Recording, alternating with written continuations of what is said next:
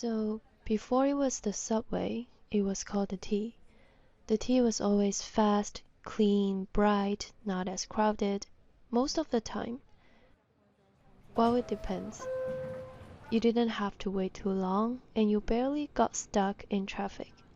And definitely not the kind of stuck where you are between stops, stranded outside on a bridge, with no signal, no air conditioning, and certainly no open windows. You start to notice all sorts of smell. The smell of heat, papayas, perfume, someone's lunch, music leaking from somebody's headphones, or the occasional rumble from someone's stomach. That could be mine. Now it's the subway, the M train, the L train, downtown Brooklyn, uptown Manhattan. Every few rides I come across random emerging artists. They sing, dance, rap, play guitar, accordion, drums, or some instruments I've never seen before. To show respect, I always take off my headphones and watch. But I'm too shy to show more support by moving my body around with the melody or nodding my head with the beat. I can't even do that properly at a concert. And even though in my mind I am totally in sync with the energy and music. So I just stare at the person. I watch, and then my attention starts to drift somewhere else. I notice that many people are just buried in their phones. Some pay attention and smile. There's sparse applause afterwards, or sometimes just silence that's unawkwarded by the sound of the subway tracks.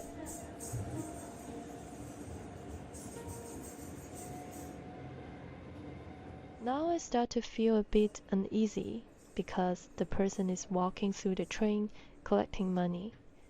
Thank God I don't have cash. We've all switched to Google Pay or credit cards. It helps relieve me from the shame of not being generous. It's not my fault, right? If I had cash, I'd give it to the person. Although I couldn't remember the last time I carried cash. Well, this time, he has a QR code, so you can scan to Venmo your kindness. Should I put out my phone? I put on my headphones again, trying to avoid eye contact. I smile at the person. I want to say I love your music, but without giving money, my attention and smiling seem meaningless. My face freezes. I don't want to seem too indifferent, but I also don't know how to posture myself now. Just because I didn't give cash today doesn't mean I never give. But people will never know. They also don't know that I have my own struggle. I waited until after 8 p.m. to go to the nearby supermarket so I could get something from the food bar half price. And after doing some math, I gave up and went home for a bagel that I got from Too Good To Go. I hesitated every time I want to try a good quality cup of coffee.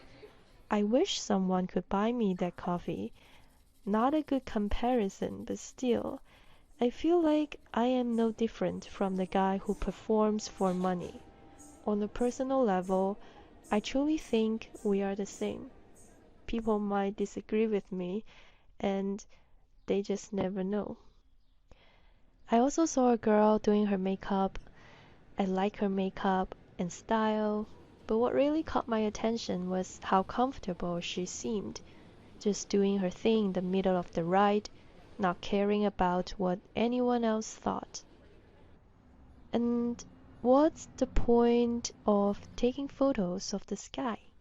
I mean, ever since I was a teenager and got my first phone, I've been taking photos of the sky, the sunshine, the clouds.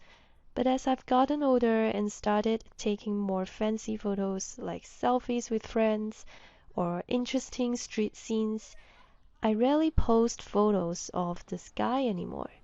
That's what teenager me used to do back in middle school, when I just opened my first ever Instagram account and started posting something. It was always the clouds or the sun or random silly selfies. So why do I keep doing it?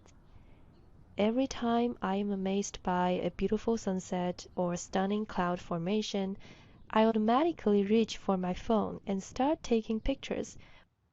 Those photos just sit in my albums forever until I have to delete them to make room for new ones. The other day I was reading the book The Anthropocene Reviewed by John Green.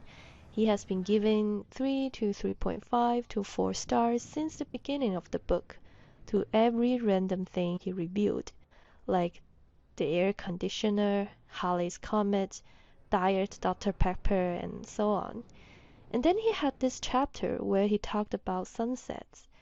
At the end of it, he writes, quote, "It is a sunset, and it is beautiful. And this whole thing you've been doing where nothing gets 5 stars because nothing is perfect, that's bullshit. So much is perfect. Starting with this, I give sunsets 5 stars." Like sunset, the sky is there every single day, and every time I take a moment to notice it, I find it beautiful. Deep down, I still have this hope that someone else out there will appreciate the beauty of sky just as much as I do. Photographing the random scenes indicates hope. Every time I take a photo of it, it's like I'm saving a little piece of that beauty to share with someone I love in the future. Even though I am alone at the moment, I have hope that someday someone will look through these photos or even the entire album on my phone with me, just like I used to do as a teenager.